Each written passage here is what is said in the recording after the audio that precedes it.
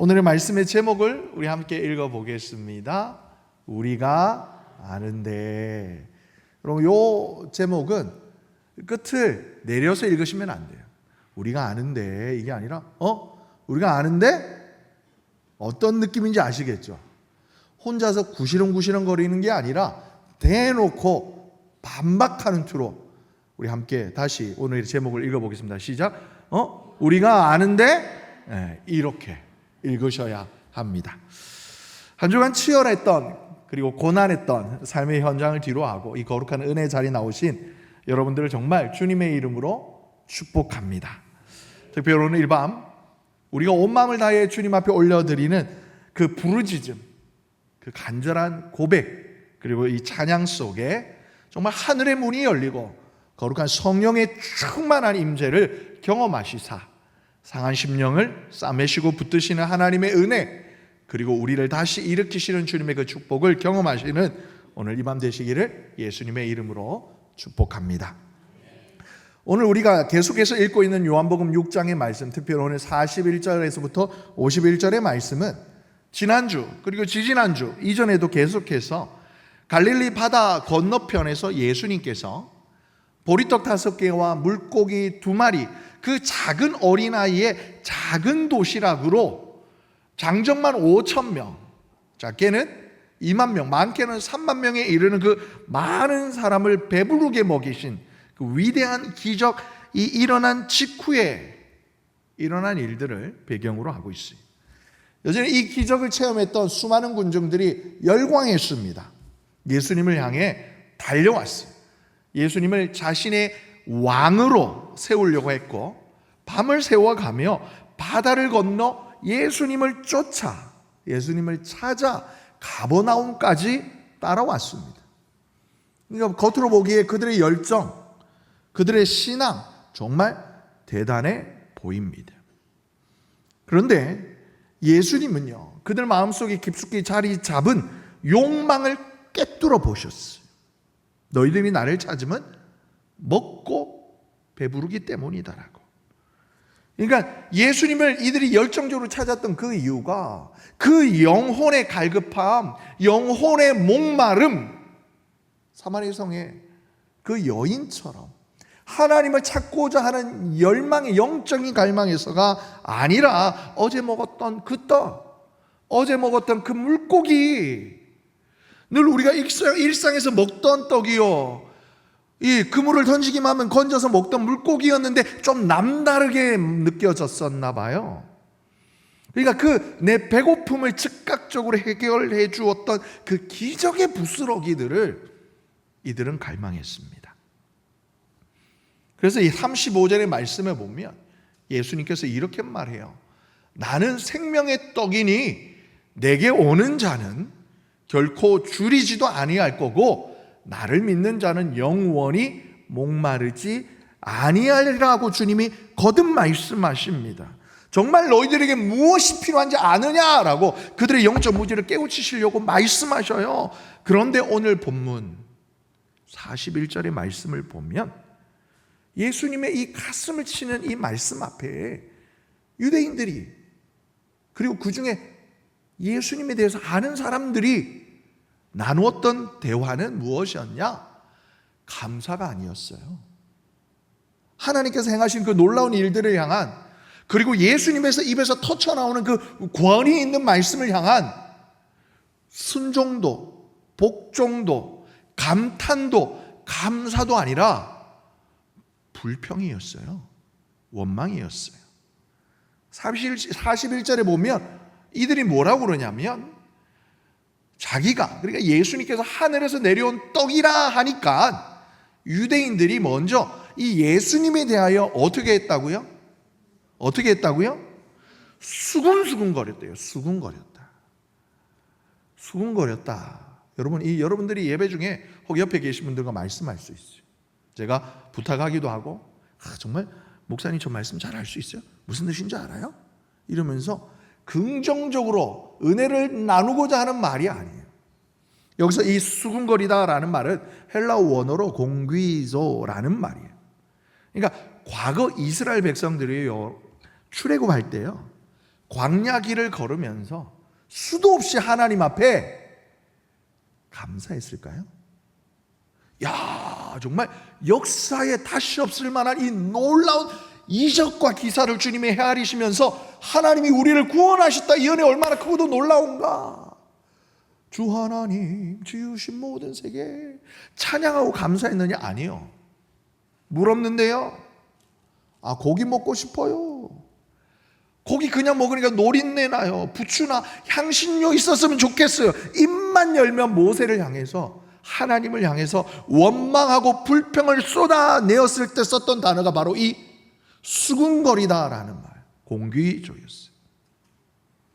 이전에도 이후에도 다시 없을, 그 누구도 맛보지 못할 하늘의 양식 만나를 매일 먹고 있었어요. 매일 먹었어요. 그런데 그 은혜를 까먹었어요. 만나만 먹은 게 아니라 은혜도 까먹었어요. 당장 내 입에 맞는 고기가 없다고, 조금 더 맛있게 먹을 향신료가 없다고 불평했어요. 누가? 그들의 조상들이. 그 조상들의 완악한 신앙, 완악한 마음, 지금 이 가버나움 회당에 있는 사람들의 피 속에 고스란히 흐르고 있었던 거예요. 그들이 왜 수군거렸느냐? 이유가 궁금하잖아요. 42절에 보면 뭐라고 그러냐면, 우리 함께 읽어보겠습니다. 이르되 이는 요셉의 아들 예수가 아니냐? 그 부모가 우리가 아는데 자기가 지금 어찌하여 하늘에서 내려왔다 하느냐? 여러분, 여기 이 말씀에서 오늘 제목이 나왔어요. 우리 다시 읽어드려요. 야, 이는 요셉의 아들 예수 아니야? 그 부모를 우리가 아는데, 쳐지지 않아요. 끝이 올라요.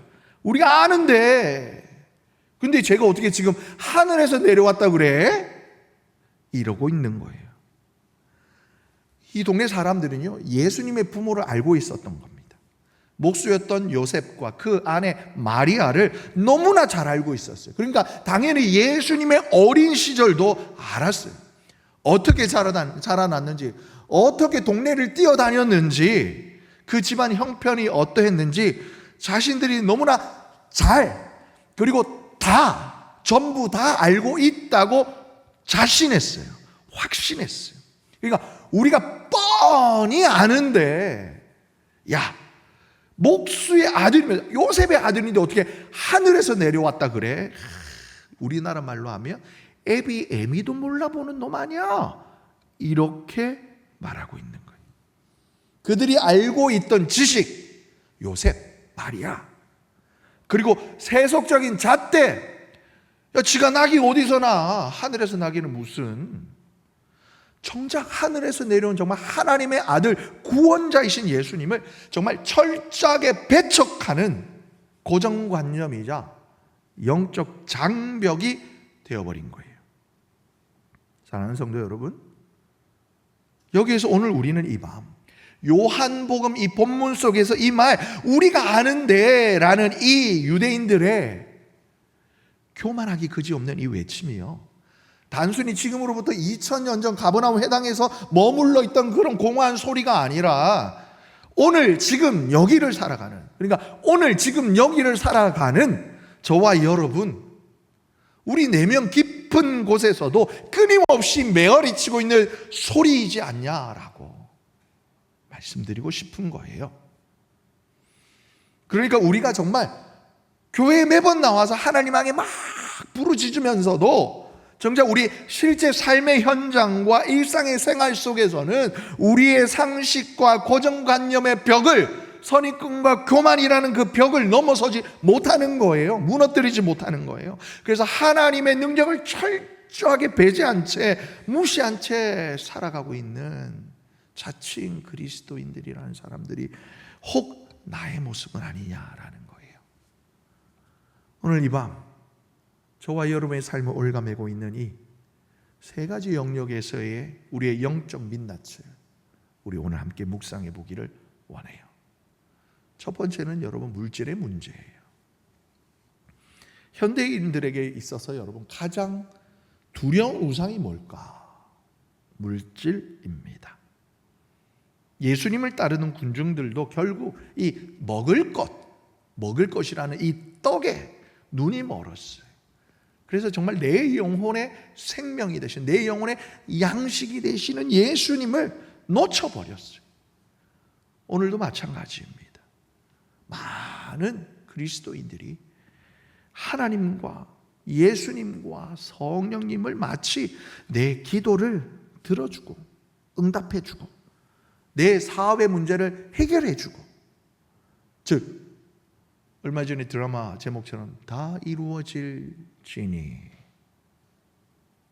역시 말씀과 기도 외에는 드라마 따위는 안 보시는 램프의 요정 지니처럼 조금 더 우리 문화에 익숙하다라면 이거요. 도깨비 방망이처럼 금 나와라 와라 뚝딱, 은 나와라 와라 뚝딱. 금 나와라 뚝딱 하면 금이 나와야 되고, 은 나와라 뚝딱 하면 은이 나와야 되는 거예요. 이 도깨비 방망이처럼 우리가 하나님을 생각하고 있더라는 거예요.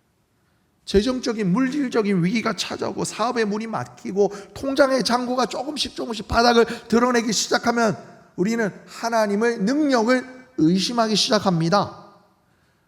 야, 우리가 경제를 조금 아는데 지금 금리가 어떻게 되고 시장 상황이 이런데 기도한다고 밥이 나오냐? 내가 하는 일을 내가 정말 잘하는데 이 정도 위기에서는 안 되겠다. 경제적 상식, 숫자라는 그 통계, 그 고정관념을, 그 알량한 지식을 내세워서 살아계신 하나님, 그 전능하신 하나님의 공급하심과 채우심을 제한해 버리지 않냐라는 거예요. 이것이 바로 우리를 위하여 은혜를 예비하신, 우리를 위하여 기적을 베푸시기를 원하시는 하나님을 내 이성의 감옥에 가두어 버리는 거예요. 여러분, 이 굉장히 송구스러운 표현이에요. 하나님을 어떻게 감옥에 가둔다고 할 수가 있겠어요?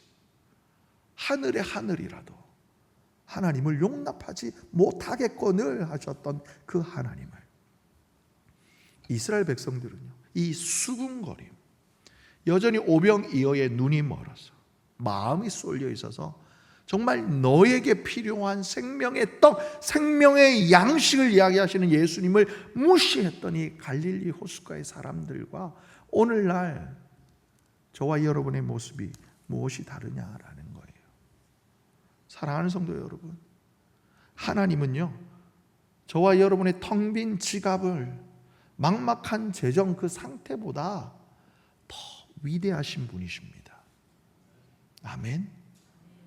여러분이 겪고 계시는 그 기가 막힌 상황보다 더 크고 위대하신 분이 우리 하나님이십니다. 아멘. 오늘 이 밤 진심으로 여러분, 내 인생을 쥐락펴락하는 존재가 세상의 물질이 아니라 내 인생의 참된 주관자가 전능하신 하나님, 여호와 하나님이심을, 예수님이심을, 성령 하나님이심을 고백할 수 있기를 간절히 소망합니다. 그래, 없어질 세상의 떡을 구하는 기도가 아니라 내 영혼을 살리시는 참된 생명의 떡이신 예수님을 초청하는 이 밤, 거룩한 성령님께 나의 심령, 내 마음의 문을 활짝 열어 충만히 임하시도록 간구하는 이 밤, 그래 세상이 줄 수 없는 평안과 하나님의 그 초자연적인 돌보심을 우리의 가정과 일터에 넉넉히 부어주실 것을 믿고 바랄 뿐만이 아니라 경험할 수 있는 이 밤 되시기를 존귀하신 예수님의 이름으로 축복합니다. 두 번째, 우리의 문제가 뭐냐? 자녀예요. 자녀. 여러분, 특별히 우리나라 사람들이 자녀에 대한 사랑이 정말 애틋하지요. 애틋합니다. 유대인들도 마찬가지예요. 예수님을 향해서 뭐라고 깎아내렸냐면 예수님의 그 출신 성부를 가지고 가치를 깎아내렸어요. 야, 얘 목수의 아들 요셉, 목수인 요셉의 아들 아니냐? 이렇게 이야기를 하는. 혹 더러 신학자들은 당시 목수라는 직업이 상당히 전문직이었다, 먹고 살만했다라고 해석하기도 합니다.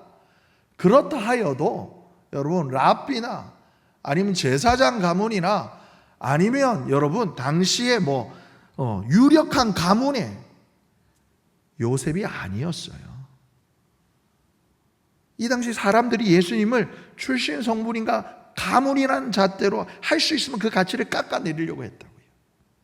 오늘날 부모도 마찬가지. 하나님께서 천하보다 귀하게 여기시는 우리의 자녀, 그 아이의 미래를 걱정해요. 너무나 걱정합니다. 그래서 너무나 쉽게 세상의 학벌, 스펙, 부의 대물림이라는 그 욕망의 잣대를 가지고 아이들을 막 난도질합니다. 야, 아빠가 세상 살아가 봐서 아는데 그래도 좋은 대학 나와야 사랑굿이란다. 엄마가 아는데 이 정도, 엄마가 들었는데 이 정도 어디는 유치원 다니고 막 어느 정도 학원은 들어가야 애가 안 뒤처진다. 여러분, 그들 중에 한 사람을 돼지라고 칭해요.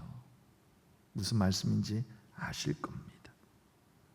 아이들 좋은 학원, 좋은 선생님, 어딘지 정보를 가지고 있는 학부모를 돼지 엄마라고 그래요.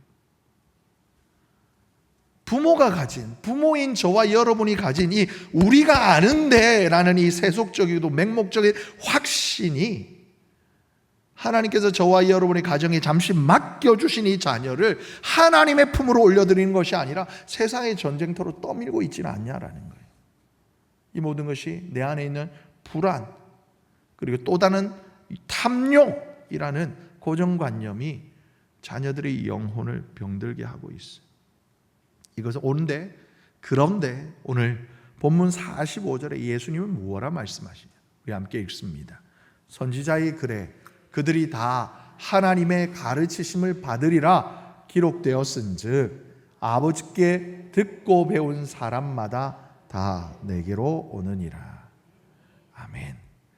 여러분, 참으로 참되고 진정한 교육, 자녀의 인생을 가장 복되고 형통하게 만드는 길은요, 여러분 어릴 때부터 다니는 유치원과 국어, 영어, 수학, 과학 학원 뺑뺑이를 돌고 돌아서 세상의 스펙을 쌓고 쌓아서 얻게 되는 것이 아니라 하나님 앞에서 하나님의 말씀으로 가르치심을 받고 그의 평생에 예수님과 동행하는 삶에 있는 거라고 주님은 말씀하시는 거예요.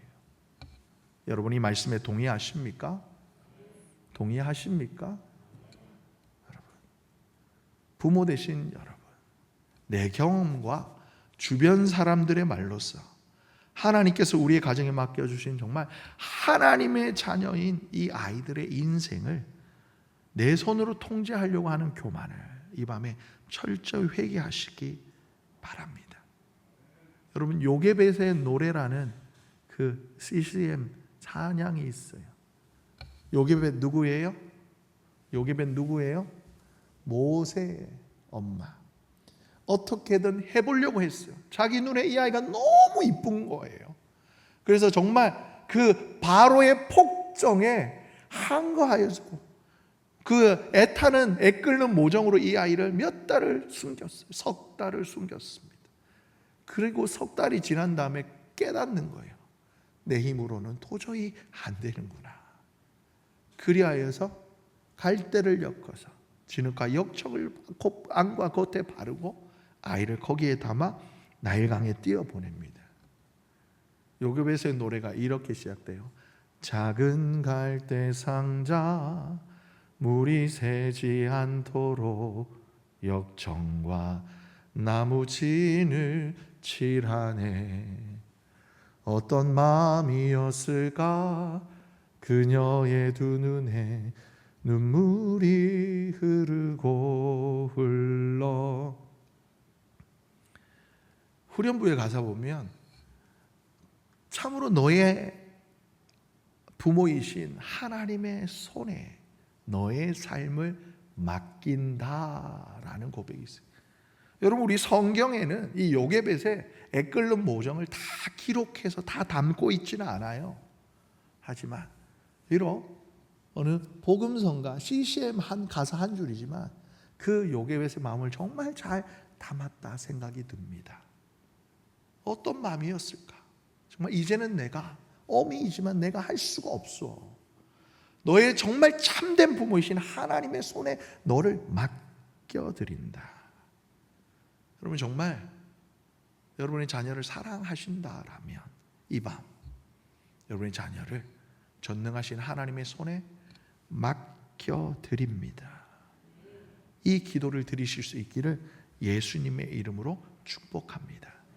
그리할 때 세상의 상식을 깨트리고 정말 하나님의 말씀으로 무장되어져서 세상이 감당할 수 없는 믿음의 세대요, 세상을 변화시키는 참된 리더들이 사랑하는 우리 서남교회의 다음 세대 가운데서 일어날 줄 믿습니다. 마지막으로 우리 공동체를 생각해 봅니다. 선입견이라는 단어입니다. 우리가 저 부모를 아는데 라고 유대인들이 수군거렸어요. 이 말은 말 그대로 상대방의 겉모습과 예수님의 과거의 배경으로 완벽하게 그냥 틀 지어버리고 규정 지어버리는 일종의 폭력적인 언어였어요. 우리가 제 부모를 아는데, 여러분 내가 저 사람을 다 안다라고 착각하는 순간 여러분 그곳에는 더 이상 하나님의 은혜와 사랑이 스며들 틈이 없어지는 거예요. 여러분 교회 안팎에 저와 여러분의 인간관계를 한번 돌아보세요. 부부 사이에, 구역과 구역원들 사이에, 일터의 동료들과 함께 여러분 우리는 너무나 자주 섣부른 판단과 정죄의 칼날을 이 혀를 휘두릅니다. 내가 겪어봐서 아는데, 제가 이래봐서 아는데, 그렇게 아는데 그러면서 쟤는 원래 성격이 저 모양이야. 절대 안 변해. 과거에 겪었던 그런 한두 번의 상처나 겉으로 드러난 단점만으로 상대방을 완전히 단정지어요. 내 마음의 문을 딱 닫아 걸어버립니다. 하지만 여러분 정말 변하지 않을 것 같던 그 사람도요, 죽을 고비 한두 번 넘기면 변할 수 있어요. 그리고 하나님을 인격적으로 만나면 변하게 됩니다. 오히려 내 안에 있는 이 선입견은 상대방이 변하지 않는 게 아니라 내가 안 변하는 거예요. 내가 안 변하는 거예요.